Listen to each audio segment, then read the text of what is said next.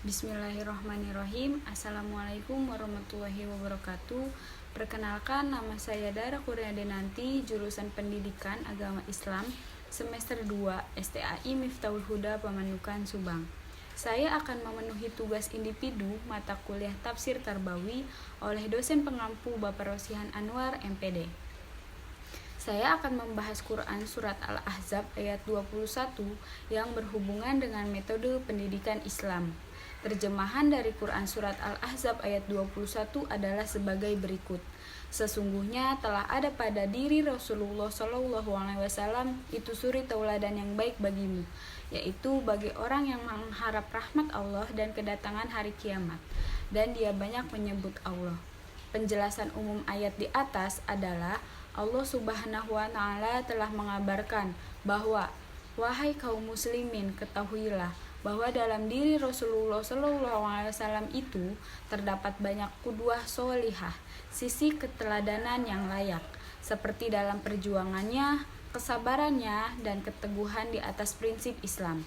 Oleh karena itu, contohlah beliau, wahai orang yang selalu berharap rahmat Allah dan kedatangan hari akhir, serta selalu banyak berzikir kepadanya.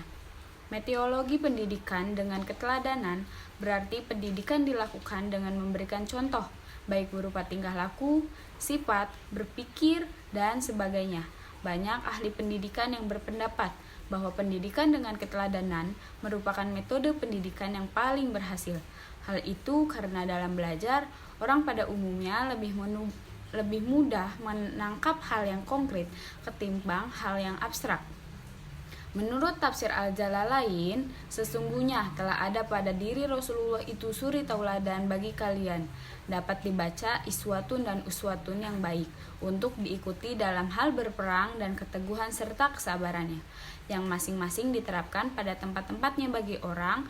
Lafal ini berkedudukan menjadi badal dari lafal lakum, yang mengharapkan rahmat Allah, yakni takut kepadanya dan hari kiamat.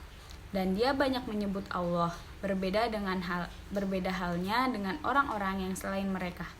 Menurut tafsir Ibnu Katsir, ayat yang mulia ini merupakan dalil pokok yang paling besar yang menganjurkan kepada kita agar menirukan Rasulullah SAW dalam semua ucapan, perbuatan, dan sepak terjangnya.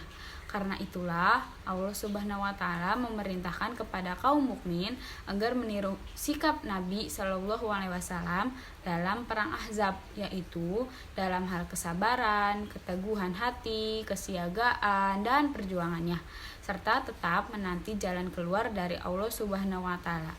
Semoga sholawat dan salamnya terlimpahkan kepada beliau sampai hari kiamat. Melalui ayat ini, Allah Subhanahu wa Ta'ala berfirman kepada orang-orang yang merasa khawatir, gelisah, dan guncang dalam menghadapi urusan mereka dalam perang Ahzab. Sesungguhnya telah ada pada diri Rasulullah itu suri tauladan yang baik bagimu.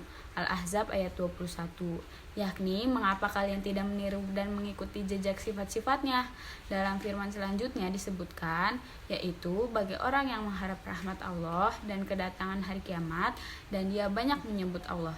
Quran Surat Al-Ahzab ayat 21. Selanjutnya Allah Subhanahu wa Ta'ala menyebutkan perihal hamba-hambanya yang beriman, yang membenarkan janji Allah kepada mereka, yang pada akhirnya Allah akan menjadikan kesudahan yang baik di dunia dan di akhirat bagi mereka. Tafsir Al-Misbah, ketika beliau dalam posisi sebagai Nabi dan Rasul, maka ucapan dan sikapnya pasti benar, karena itu bersumber dari Allah Subhanahu wa Ta'ala. Ketika beliau berposisi sebagai mufti, fatwa-fatwa beliau berkedudukan setingkat dengan butir pertama di atas, karena fatwa beliau adalah berdasarkan pemahaman atas teks-teks keagamaan di mana beliau diberi wewenang oleh Allah untuk menjelaskannya. Sekian penjelasan dari saya.